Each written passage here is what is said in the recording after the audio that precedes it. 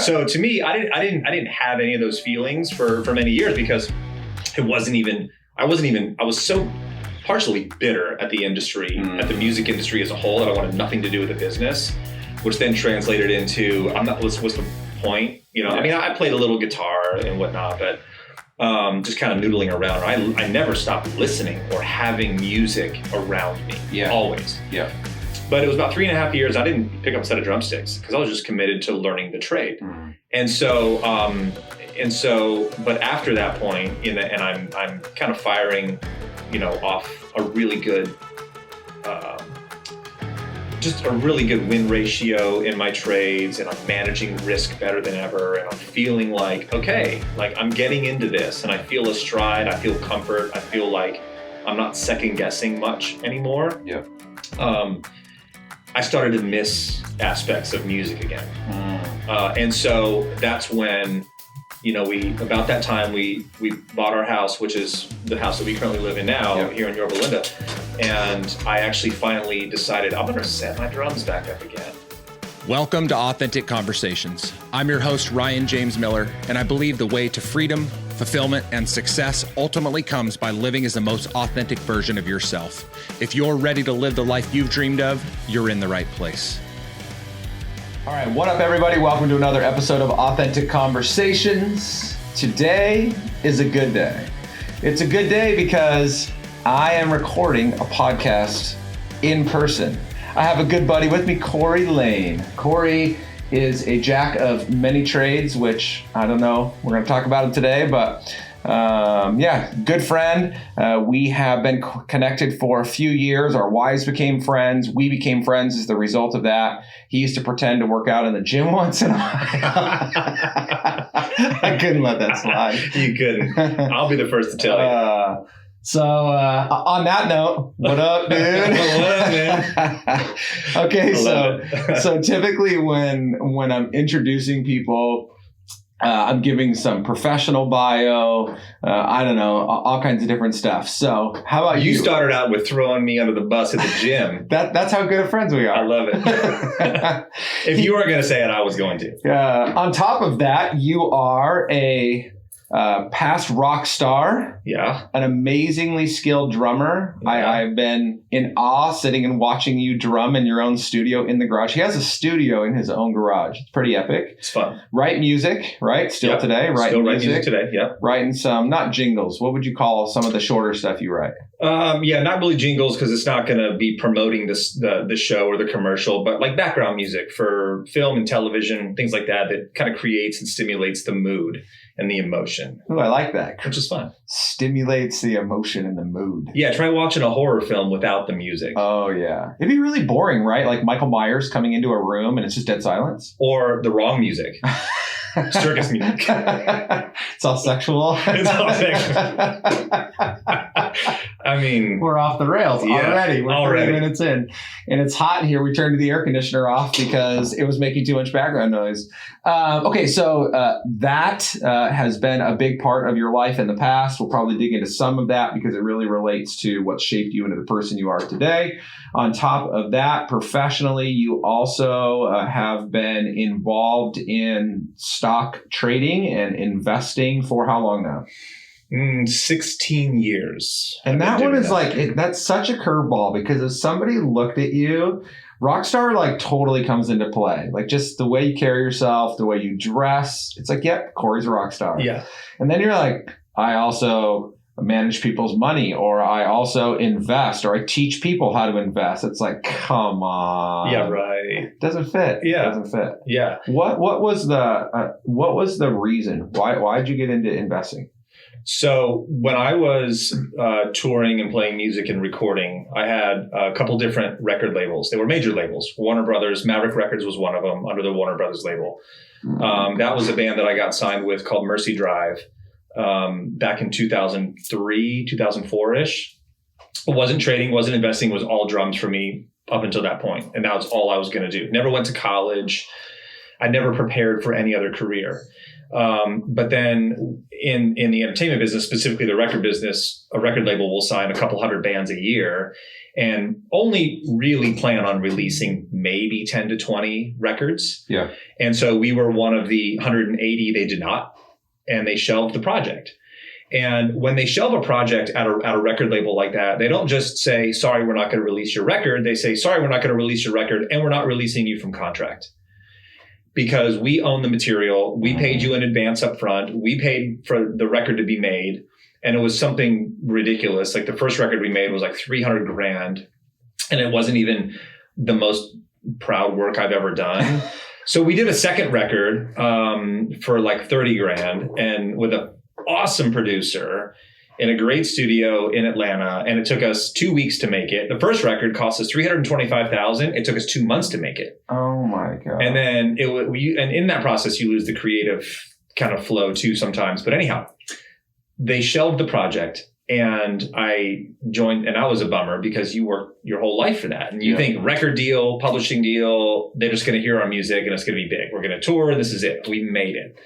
Well, that was like the biggest hurdle. I mean, to get the record deal at first, but then it's getting them to actually do something with it. And now they own you. Yeah. And so it's like being fired from a job, but not actually being able to go to work in that field for the next 7 years. Welcome to anybody that's been stuck in a non-compete for any period of time. Right. But way worse. Right. Well, yeah, because non-competes, I mean, do they really hold up? I don't know.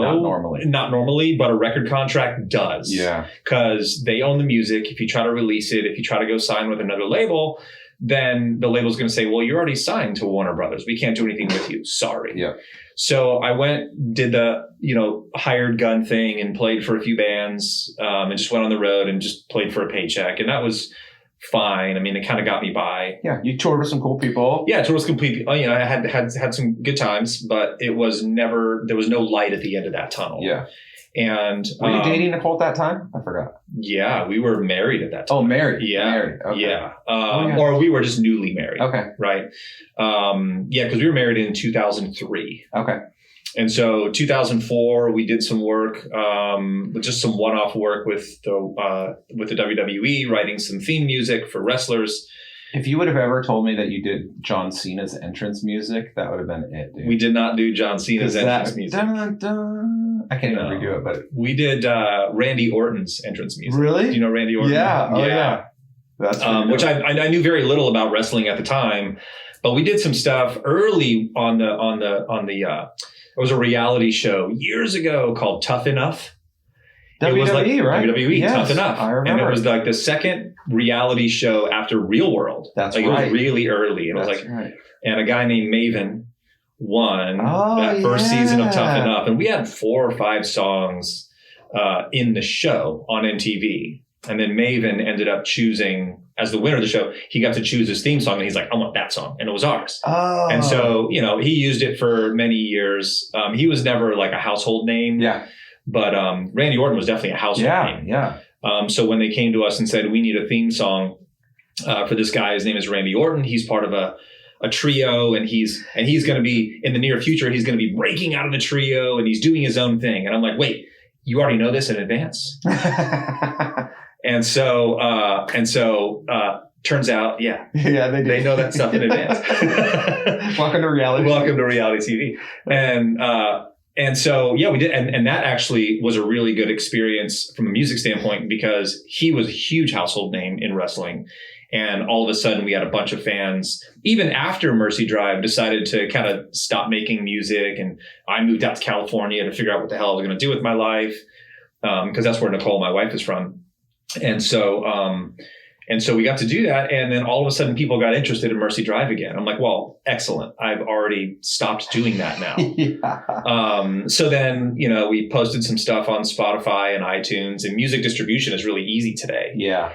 And so it wasn't in 2003. It was not. No, it wasn't. No. The only easy distribution was people stealing your stuff off of LimeWire if they could find it. Pretty much. And of course, I probably did my fair share of that, right? I was, but probably who didn't at that time. But yeah, so then while that was gaining traction, I still didn't see any light at the end of that tunnel, and I needed something to do. Okay. I know that I asked you how you got into investing, but I can't hold back from this because this is actually why we're really here today. So you were living the rock star lifestyle, right? And you were, right? Touring and recording and wanting to... No money. Yeah. Okay. Yeah. That too. Well, actually, that's a big part Different of it. kind of rock star life. And this woman chooses to marry you. Yeah. Which... I have no idea why. We know because it wasn't for the money. No, it wasn't for the money. But like early on, you have to begin figuring out how to balance being a husband and taking care of her, all while supporting or chasing your dream. Right. And so how did that work itself out early on? Well, there was no way I could take care of her financially. Right. No way. Right. I mean, I might have been making $1,200 a month. Now, I was living in Orlando, Florida at the time. I always make jokes, but it's true. I lived with my mom when I met Nicole. Yeah. And I was, 24, 25-ish years old. We met in 2001. I'm 46 now. So we met in January of 2001 at the American Music Awards. Really? Yeah. We were out there promoting, and her family was in the business, in the entertainment business. So she got to go to all the cool shows and award shows and Grammys and stuff like that. So her family was in the business. And so that's where we met. But so I was living with my mom at 24, 25, 26 still. And when she comes to visit me in Florida, we're staying at my mom's house. As, you know what I mean? I should have my crap together already, but back then, Priceline was a new thing, and you could auction and you could bid for hotel rooms, and, we would get go away for 2 days. Yeah. And, it was real cheap, but, I racked up my fair share of, credit card debt, in that time a little bit, but financially she was doing pretty well, because she owned her own business, and she had a lot of freedom to travel because she owned her own business, and it was in the dance, children's dance world. And so she had teachers kind of doing all the day-to-day stuff. Yeah. And she could manage the business from a laptop. Yeah. Right. Which is what she did. So, we spent a lot of time going back and forth, but I guess emotionally is where I was able to keep the connection going, because it sure as hell wasn't financially. Yeah. Did that, again, just kind of the lifestyle of a rock star, or, this is what I aspire to be, a badass, whatever. And I know that's not really your personality, though it may have been different back then than it is now. Actually isn't different, which is why I don't think I made it that far. Okay. It takes a certain amount of ego to be. Okay, yeah. And it takes a certain amount of wanting to party all the time. Yeah. And you didn't really want that either? No, I didn't. So even though I'm very social and I love to hang, I've never been into doing I know very, very vividly. I remember there was another band in Orlando at the exact same time that we got signed by the same label, same A&R, same manager, and they got a bigger record deal. They got a better producer. And I don't think that it was because they were necessarily a better band. It's just they love to go drink and get high and take the A&R out and pay for their time in town. And they were a better hang. And I really do think that, if you watch documentaries like Hired Gun, which I think is on Netflix, there's a lot of big guys who hire musicians, and they're like, first you got to be able to play, obviously. Yeah. But second, you got to be a good hang, because now we're hanging in close quarters for months and months and months at a time. And if you're not a good hang, it's going to be a difficult, thing. And so the A&R, that we had, and a lot of them probably just loved the party. Yeah. And they loved to get into stuff, substance wise that I was never really into. Yeah. I'll have some cocktails, but that's as far as I would take it. Yeah.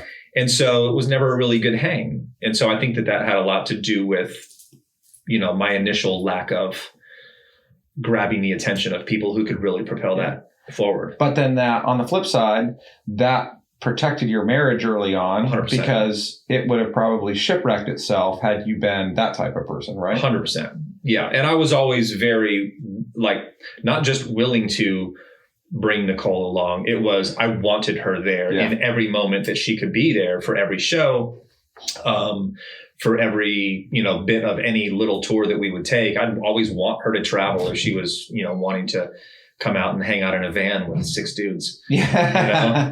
Because that's how we travel. I think it's first of all, I mean, knowing you guys today and, spending time with you and seeing how close you guys are, I see how much you value each other now, which is great. But I think that's something that people need to take into account earlier on, and guys more than anything, because guys are very much like, I need to do my own thing. And I know you do that and I do that, right? Guys time or days out or a weekend, but you value that time being together, both because you love her and she's your friend, but also I'm sure there's a part of it, maybe earlier on too, that it's also a good protection mechanism, because if they're there, you're less apt to get yourself into trouble for other things. 100%. And I just don't think enough guys think about that. It's just not something they're like, no, I need my own time. I need my own space. My wife is there for part of it, but not everything. And so it's a big miss, It is a big miss. And I include Nicole in everything, every decision, whether it has to do with even music. Like when I create music today, I'll bring her in and have her listen early on because I know she's going to be the most honest with me. And I appreciate that. So, I mean, we do love hanging out. So yeah. She's pretty fun. She's fun. She's kind of a good time. She's a good time. Yeah. That's why it's lasted so long. Okay. So you make your way back here. Yeah. You get yourself into the world of finance. And how did you fall into that? Yeah. So Nicole had a really good friend growing up since elementary school that was in trading. He was in mentoring. He traded options. He traded a bit of futures. And I remember one day over dinner, I was talking with him and I said, so now what do you do exactly? I mean, I knew that he did something in finance. But here I am searching for some guidance in my life. Where do I want to go? I know I'm going to have to go back to school for something, but what am I going to go back to school for? And I couldn't really pinpoint anything that I liked. But here's what I did like. He had kind of a gypsy lifestyle in the sense that, I mean, he wasn't married, didn't have kids, but he could literally go anywhere at any time. He'd take his laptop and he could be traveling 90% of the year and it wouldn't affect his income. And I'm like, I like that. Yeah, that's like, that sign me up. Like, sign me up for that. What do you do? And he's like, oh, I trade options and some futures and stocks. And I'm like, man, like Wall Street stuff? And he's like, this is how green I was. I mean, I didn't know a stock from a rock, right? I couldn't tell you at that time. If you would have asked me how many stocks are in the S&P 500, I'd be like, I don't know. How am I supposed to know that? But it's in the title, right? Right. And so I'm like, what do you do? He told me what he did. I was like, can you teach me how to do that? And he's like, not by myself. No, I mean, you're starting from zero. And it can take an army of people with different skill sets to teach you how to successfully, actively trade in the marketplace and gain consistency. I'm not talking about, win a couple big trades like AMC and GameStop and call yourself a genius or a guru and start putting out TikToks. Like, look how great I am. Bro. I made a little bit of money on AMC. Of course you did. Feeling good about myself. But you're also not on TikTok going. No one needs to listen to my advice. Nobody. Right. Like those same people who were in the first week of GameStop were all over social media, talking about their returns. And then a week later, they're like, zero. You can't find them. Yeah. And you know what, that is really fascinating to me. And I know it's just the way of this world, but we hear it's so relevant to, your world and your profession today, but like we hear about I was just reading yesterday, this couple in New Zealand or something, I think they were, that invested their life savings into Bitcoin when it was $900 a coin. Gosh. Crushed, right? They crushed it. They have 9 cold hardware wallets stashed around the world in different places. So it can't be hacked and stolen. So it's like you hear those stories and you think to yourself, like, they didn't even give the number. But life savings, let's just pretend it was $50,000. If they bought $50,000 worth of $900 Bitcoins, they are worth a ridiculous amount of money. Now it was worth twice as much, and then it dropped to 30,000, and now it's back up to 40 something today, right? So you hear those stories, and you hear the guys that sold everything, bought Dogecoin. It went 500 times, and they made a bunch of money. But you don't hear about everybody that's losing it all the time. So we're not getting a balanced reality on what's really out there, especially because the loss comes 1,000 times more than the winds do. And faster. Yeah. And faster. Because the rate at especially in the marketplace, well, really in life, the rate at which things rise is generally slower than the rate at which things fall. Yeah. Right. And so that is true for anything in trading and investing. Yeah. And no one likes to, most people don't like to highlight their failures. Yeah. And so they just don't talk about it. Yeah. Or they'll say, no, it'll come back. You'll see. I was up and I'm down. But they'll say things like, well, I haven't lost because I haven't sold it yet. Which to me is an excuse for hanging on longer and hoping that this thing freaking comes back so you can prove yourself right. Yeah. Versus the way that, professionals, trade. And I have, I would consider myself a professional in the retail space because of the consistency and things, but I've never traded for a $1 billion hedge fund I didn't get my start, on Wall Street. I got my start from a trading screen at my house. Yeah. And I went to school for it. Yeah. And I put, literally what I was not working at a day job, I was putting 6, 7, 8 hours a day into learning the skill. And everybody goes through, the ups and downs of it because it's a skill like learning anything else. Yeah. Rarely do you get it right out of the gate. And if you do, that's dangerous because now you feel like you can get away with anything. Yeah. So, this whole, I haven't lost because I haven't sold it yet is an excuse to hang on and hope that things come back. Yeah. And it's a defense mechanism. So you don't have to be wrong. Yeah. Yeah. And people hate being wrong. Yeah. Or it's like, if you can be wrong fast and limit the downside, this space, which is trading and investing, whether you do it daily or weekly or monthly or just a couple times a year to better manage a 401k, there's so much opportunity with $7 trillion trading hands every day. And I'm like, I don't need that much of 7 trillion a day right. to get by in a really great way. Yeah. But it takes time to build that skill and, And so you're doing that, you're back here. The oldest of your 2 boys has to be born right around that time. 2007, January 2007. Okay. So I'm maybe in fact, my very first day of class where I was going to learn my very first thing about stocks and trading was the day that I found out we were pregnant with Cash. No way. Yeah. Boy, that takes on a whole new spin. It's like, it's like, geez, I better learn fast. Be real good at this. Yeah. She's like, so don't screw it up. No, she didn't say that. But in my mind, I'm like, pressure's on, right? Yeah. Our first kid, we were married for a couple of years.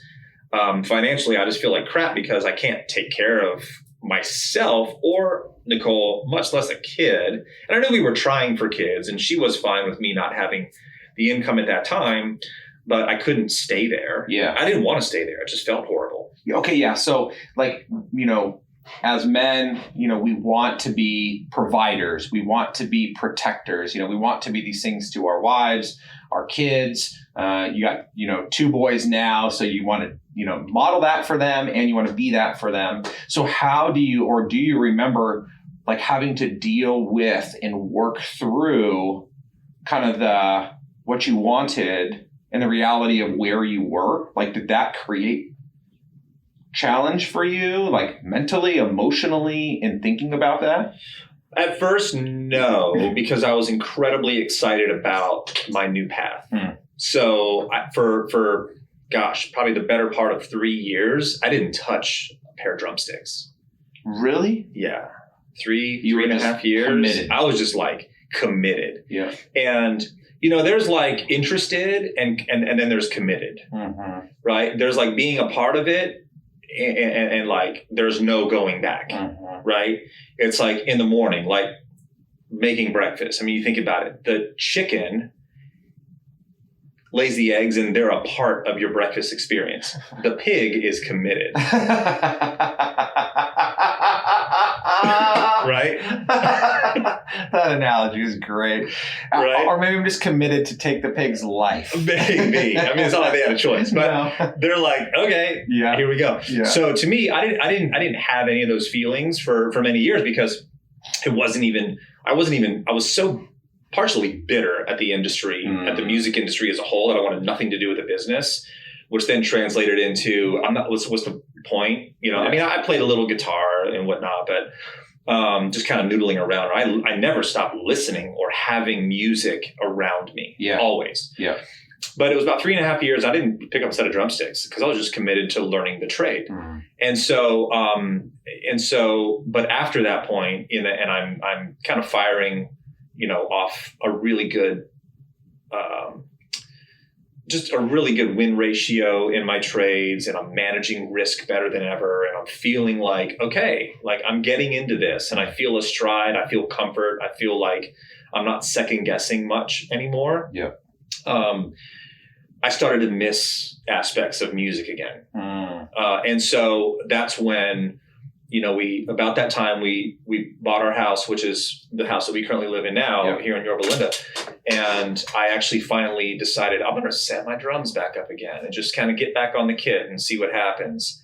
And that's what then started me on the path of, okay, this is fun again. I don't have to do it for the money. And I can get back to doing it for why I started it in the first place. And when you're, I started when I was 2 playing drums. Wow. My dad played a little drums. My uncle played a little drums, local bands. I was the only one who took it to like a major label deal and touring and stuff. But when I was playing, 10, 15, 12, I got my first band when I was 15 years old, and no one has to pay you to play. Yeah. But when you get in your 20s and you're out of high school and all your friends are in college and now they're leaving college and getting, $60,000, $70,000, $80,000 a year jobs, and you're still living with a lot of money. It used to be a lot of money, right? And I'm like, what am I like? Somebody's got to start paying me to do this. Yeah. And then it became more about getting paid and finding the money and finding the opportunity there. And it was less about the music. So when I set the drums back up in our house, in my office, I got to get back to that childhood sort of feeling of, oh yeah, I really do love this. Yeah. And at that point I started to realize that music doesn't need to be something that I just put on the back shelf. And the reason that you look at me physically and you say, oh yeah, he doesn't look like a trader. He looks more like he's in a band. Yeah. It comes down to, music is in my DNA. Yeah. You know what I mean? It's like who you are. It's who I am. Yeah. Through and through. Yep. Trading is what I do. Yeah. But trading doesn't define any part of my life except for income. Yeah. And I teach people how to do it. But I also say, I don't want to teach you just because you want to make money. I want you to learn how to do this so you can get back to what you're meant to do, to what you're built to do. You know what I mean? Okay. So thinking about that, which I love that you said, especially the job that pays you the money is not what you, is not who you are. It's just what you do. So on the music side of things, you said, that's much more who you are. So what is it about that specifically because this is one thing that I try to help guys specifically with when I'm coaching them. It's let's figure out what you're really trying to experience in life, what you want life to feel like, because it sounds like that's what you're talking about is more of what it does for you versus just the act of playing music, right? Yeah, the act of playing music can sometimes be exhausting and painful, and you get blisters on your hands and you'll bleed, and it's good cardio. So if I'm not getting to the gym, I can use lose a few lbs playing drums. But it's really when I'm in that, not distracted by anything in life, and I'm just behind the drum set, or I'm just mixing drums or mixing a record. There's just something that internally happens where, I feel at home when I'm behind a drum set. Now, it's very different playing in a studio by yourself. Sure. Where I feel the most at home is playing on stage. Yeah. Which I don't get to do anymore. Yeah. And I was just talking to Nicole literally the other day, because trading's going well, her real estate's going well. I don't really have any complaints financially. Our kids are, kicking butt. They're in a band and they play rock and roll music and they're having fun and their band is good. And it's like, okay, like I feel like I'm missing something somewhere. Like there's still an empty space and I don't know what to fill it with. There's always something to do. And if you give me, a half hour and say, what do you want to do? I'm like, well, there's probably a lot of stuff to do, but I'm going to pull out a to-do list and I'm going to say, let me just knock off some stuff that is, needs to be done. Yeah. But there's still a hole that is not able to be filled, I don't think, which is the challenge, because there's nothing like being on stage in front of however many, 100 people or 1,000 people. Yeah. And I've played at church before and, but it's different when you're, because at church you're a little more reserved behind the drum kit, but in a rock and roll environment, you're going for it, dude. There's nothing. I don't even know how to explain it. I mean, like I've been skydiving, and it's hard to explain, like the feeling of free falling. Yeah. For thousands of feet. Yeah. It's kind of like that. It's like you can't really explain the feeling. Yeah. But that's a complete Corey. Yeah. You know what I mean? I think that's dope because, again, like that's ultimately what we're after, and for everybody it's different. But I think that identifying that feeling, even if you can't completely articulate it or explain, it feels kind of like this, you just know. Yeah. Yeah. And it's such a shame to me that more people don't seek to pursue that. And instead they try and just fill other things in that sound like it would make them feel good, or that makes somebody else feel good. So it'll probably make them feel good too, Yeah. Or maybe they feel guilty going after what they want. Yeah. Especially if you have a spouse and kids and people counting on you. Yeah. Yeah. I felt guilty for a real long time, especially when we were homeschooling our kids. They're back in school now, and it's a performing arts school, so it makes sense for where they're at, right? Yeah. But I felt guilty for even a period of time going into the studio because there was now that's time away from, being a dad or being a husband and like fulfilling that role. And there's always more you feel like you could do as a husband or a father. And so there was a moment where there was some times where I felt guilty going in the studio. Yeah. And I would voice that to Nicole too. I would say, well, there's always so many things to do. And she's like, if you want to go in the studio, then go in the studio. Like, we're not trying to make you feel guilty out here. Yeah. Like, go do you, even if it's for an hour. Yeah. Right? We're not going anywhere. We're still going to be here. Yeah. And so I think it was just me always wanting to be the most helpful in every environment that made me feel guilty. And I think a lot of people do feel guilty going after what they want. But then at the end of a person's life, they're going to feel as much regret, if not more, that they didn't pursue more of those passions. Yeah. But I think it's also important that, tracking all the way back to, when you guys were first dating, first got married, you made her a priority from day one. And so not that you necessarily do it for this, but you built up a lot of credibility, trust with her that she knows she is your number one. She knows that she is your priority. And so therefore, when you choose to do other things at times, she wouldn't feel like you're putting her aside to do something else. Right. And I think, again, that's something that's so important. When we are investing ourselves into all these other areas, and especially for our families, they're kind of second. I say a lot of times, guys put everything into the day job, their work, and then the most important people in their life get their sloppy seconds or worse.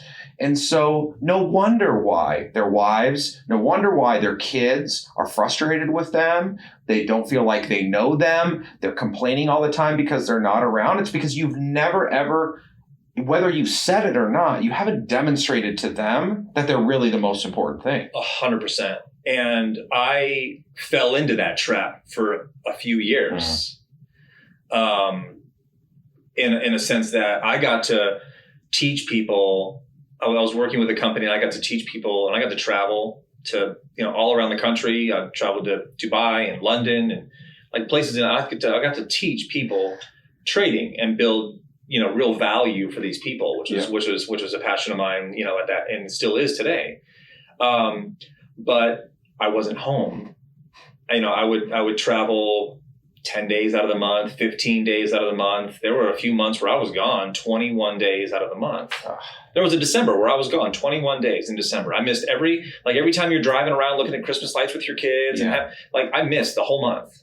I mean, I was home for Christmas, but literally 3 days before Christmas, Dad's home and I would always justify it when Nicole and I got in conversations about, hey, this can't be the end all. You gotta, just like, we want you home. You're wanted here. I'm like, I want to be here. And I would say that. And I really did feel that. But I was also at this position where like now I'm the only one who's out generating income because she's staying at home with the kids and homeschool and all that stuff. So the income is 100% mine. Yeah. So I'd make this stupid excuse like, well, if I'd stop traveling, then where's our income go? Right. We lose the house. And that was exactly what you said. I was demonstrating that the people in my life that meant the most to me were second to the work that I was doing or the money that it was bringing in. Yeah. Yeah. And that was a trap that I fell into for a handful of years that I just feel like I missed out on a lot looking back. Yep. And so, I still teach, but I teach from my home studio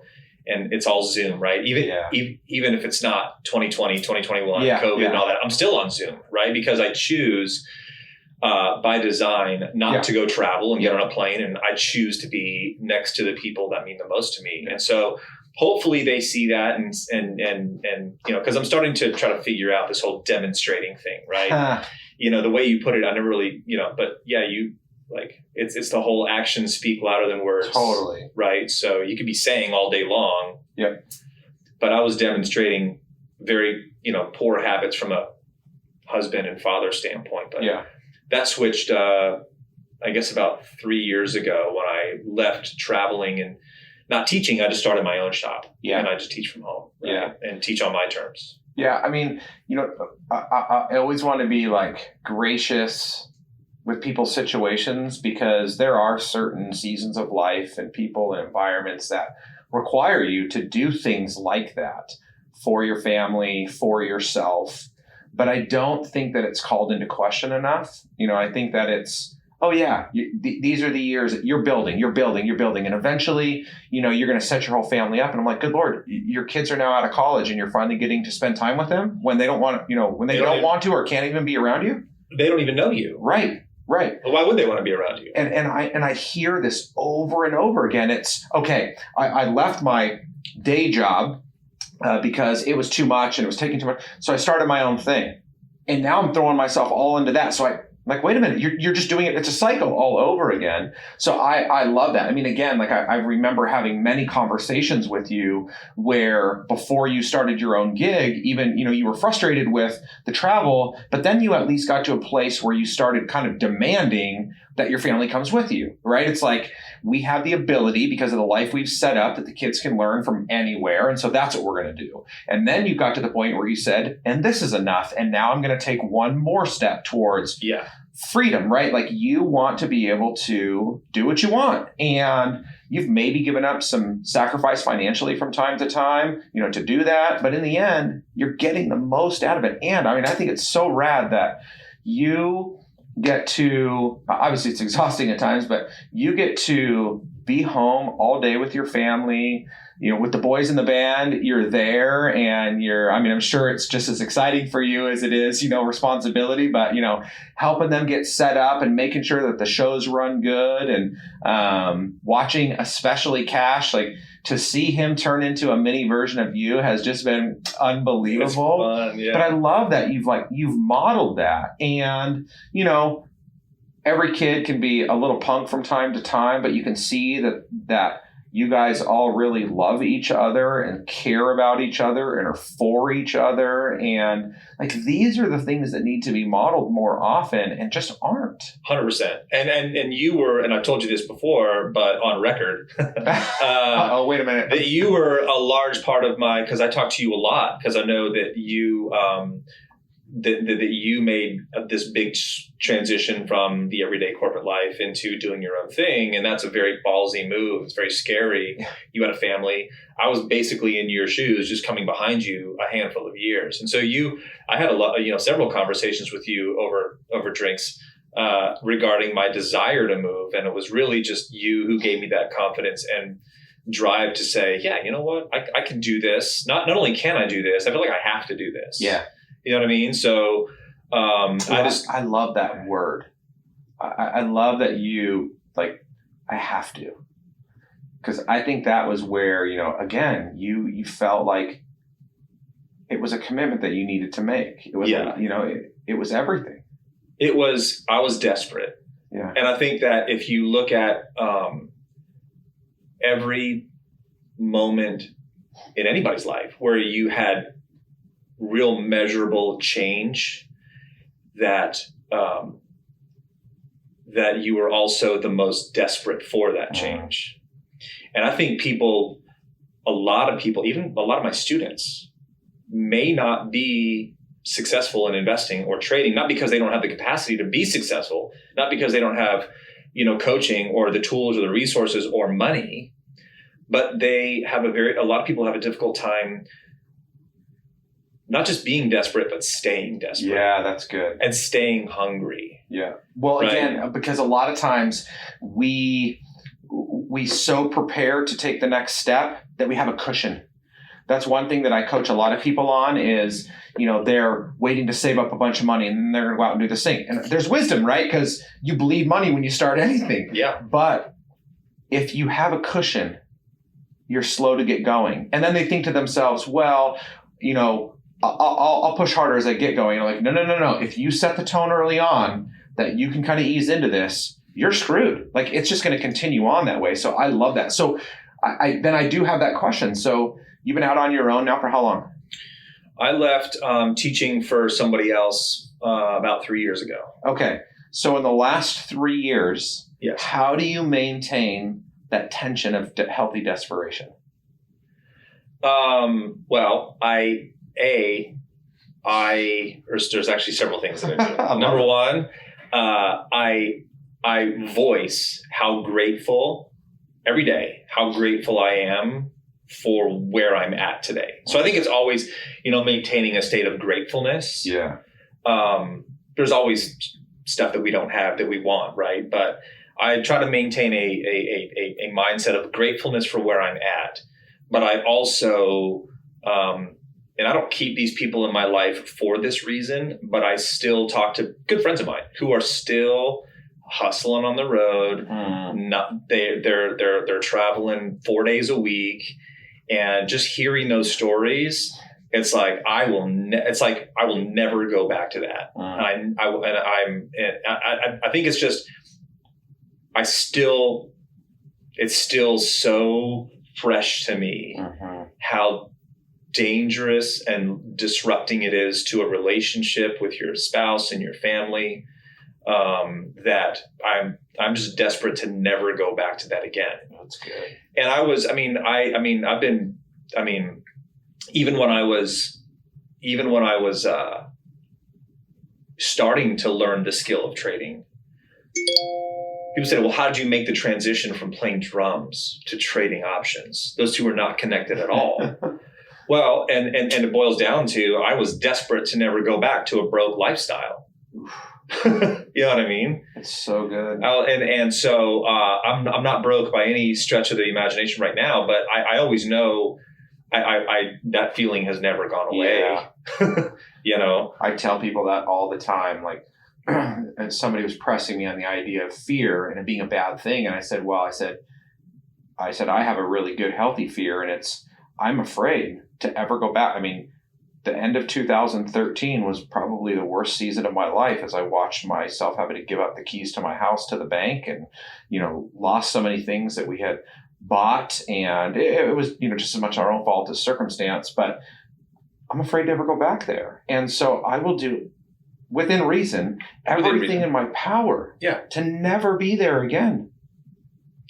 It's got to be morally and ethically in line, but there's nothing I won't do to protect my situation where I can be with the people I care the most about. Yeah. And have choices that are mine, and let all those choices be mine. That's good. Okay, so kind of a final question, or at least a thought as we're landing the plane. So you right now are running your own business. Mm-hmm. You have some cool musical endeavors that you have stepped into or that you have been participating in, and introduced you to a lot of really cool people and a lot of great connections.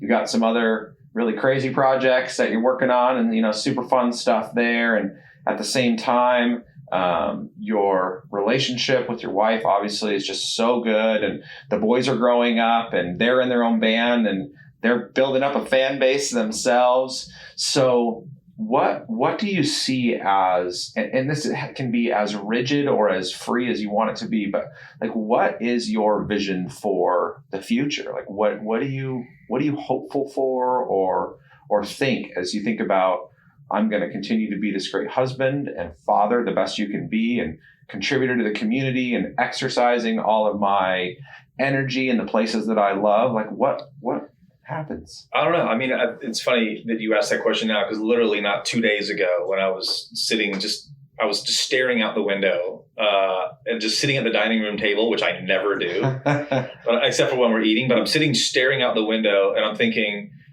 I've got nothing really going on right now that I'm unhappy with, right? I mean, everything's cranking, everything's great. My business is great. Nicole's business is great. Our kids are awesome. They're, my oldest started high school yesterday. It's crazy. And it's like, I feel like we're doing things, right.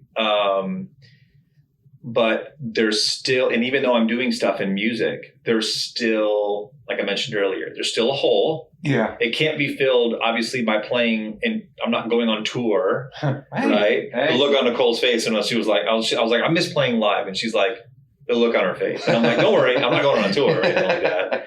I just miss the idea of playing live. Yeah. I was like, but there's a creative aspect to building a show, and building an experience for the audience. That part I miss is building the experience for the audience. You know what I mean? Yeah. I do miss some of that.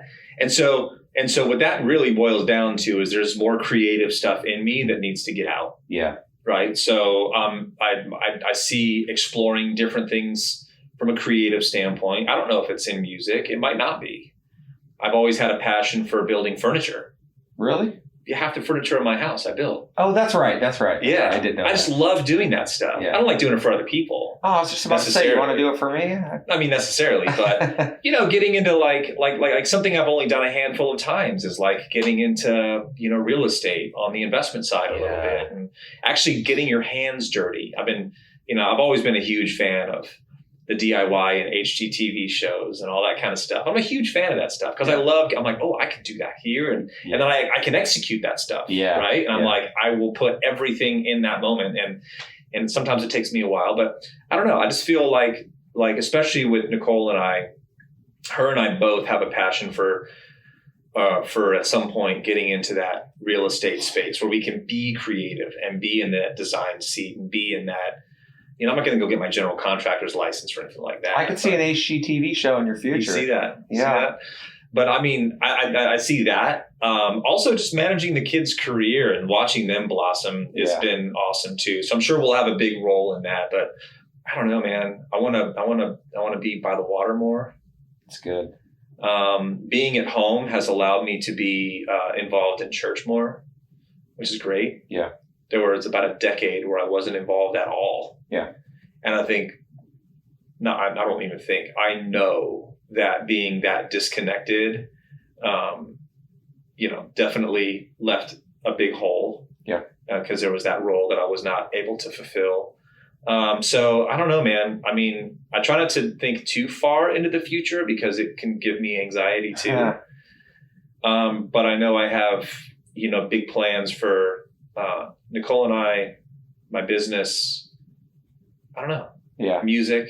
I dig all creative projects. Yeah, I dig all that because I feel like one of the common threads, even when you talked about, music and why you love it so much. It just sounds to me more like it's about how you will experience life and how life will make you feel than the specific rigidity of, that's a word. Of something happening in a specific way, and I think that will be there too.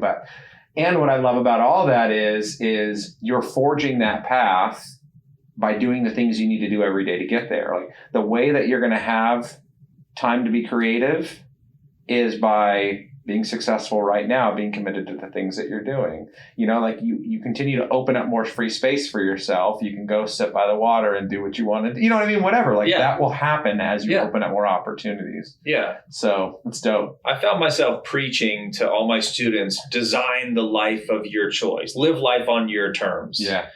And I would preach that, but for many years I wasn't doing it. And that was kind of like when I laid my head down on my pillow at night, I was like, dude, you're a fraud.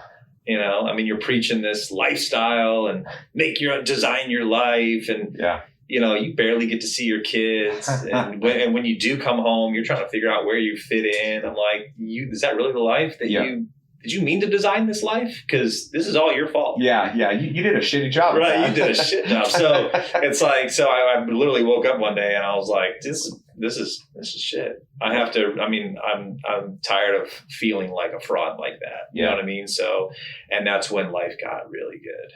So good, man. It's so good. All right. Well, thanks, buddy. Dude, thank you. This is fun, man. I know, it's fun. I even learned some new things about you, which is always cool. I'll make sure we don't have to list them all out, but a couple of things. If you want to hear some dope rock, put Mercy Drive, MERCY Drive, into Spotify. Totally recommend that you do that. Great music that was along the late 90s, early 2000s rock that you would have heard played on the radio a lot. And so some really, really good stuff there. And so do that. You can go to tradersarmy.com, right? That's Corey's trading business. And if any bit of what he said around options or futures or just what it means to I don't even want to say play, but just understand the stock market today, I think it can be a good place, right, for people to go. I think it's got to be for everybody. Yeah. I mean, that's as close as you're going to get to your money, so you better know what it's doing. Yeah. So there, I'm even going to tag, we'll have to make sure we get permission from Mom, but the boys band, Euthanize. Yeah, it's public, right? Their band is public. I know you guys like to keep some things private, but Euthanize with a Y. Yeah. So we'll do that because man, they put on some great shows. We've seen them play a couple of times. They play a lot locally here in Southern California. So that will be fun. And you can see some of Corey's creative energy come out when you see clips of video of him in the background, banging his head to kids playing. So that will be really good. So I'll make sure to do that too, to put all that contact information down. Other than that, one thing that I hope you've heard throughout the common thread of today is, it takes a good man to walk this line. And it takes a lot of self-awareness. It takes a lot of discipline. It takes a lot of commitment.